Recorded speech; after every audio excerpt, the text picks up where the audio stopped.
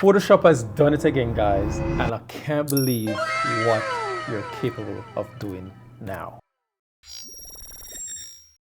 Make sure that you're on the latest camera version, which is 17.1, guys.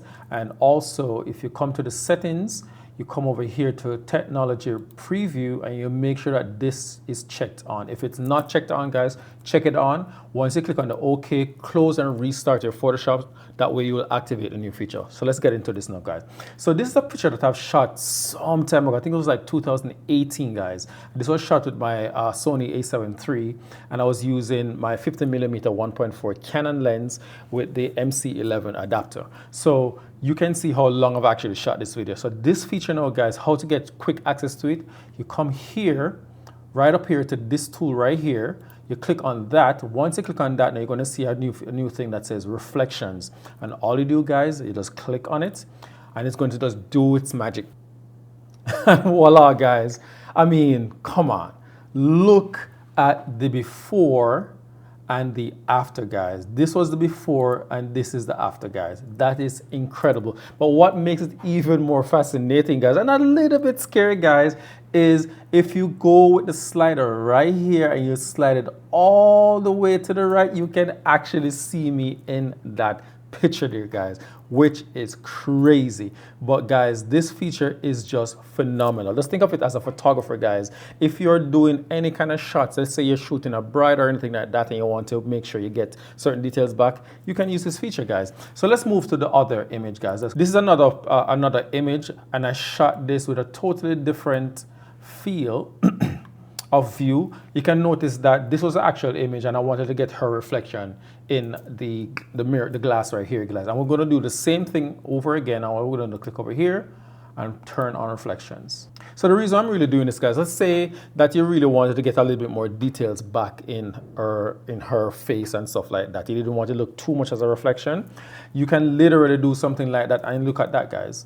We'll look at the before and the after, before and after, guys. You can see that there. And if you think it's actually too strong, you can either just do that, and I think that will be okay, guys. So if you look at the before and after. The final image now, guys, I want to share with you. I'm just going to click on open. I just want you guys to see it. And then the final image over here, guys, is the one that I've actually worked on. So think of this as a scenario, guys. You captured this image many years ago and you just wanted to get it because you liked it so much, guys. And that's basically what happened with this image now, guys. If I'm going to drag it in. So guys, if you look at this image now, guys, you look at it and say, oh my God, this is a really nice image, which it was. But if you look at the before, it's going to blow your mind. Look at this, guys, and tell me what you guys think. That was the before. That to me is just ridiculous, guys. It's the same girl, but in a different, more full-length picture. And this was actually a lot worse than what we had before. And look at the before. That's the before, that's the after, and this the before. So this is, just think of the possibility that it's going to help you to make your work that much faster. I'm not going to lie to you guys. If you're someone who is afraid of AI, I think it's in your best interest to embrace it, because it's not going anywhere, guys, and it's only getting better every day. If you look now, this is the original image, and then when I took away the reflection, this is what I got. If you look up here, guys, you can see that there was some stuff left here, and what I did, I merged the layer and then I used the generative fill and I took that out, and it actually created some here, right here. And you can see the options right here. I could actually select now, and I fixed her jaw because I didn't like how her jaw is, and I kind of round off the edges right here with her hair. And then I'd merge the layer one more time, and then I did a retouch for me with her skin.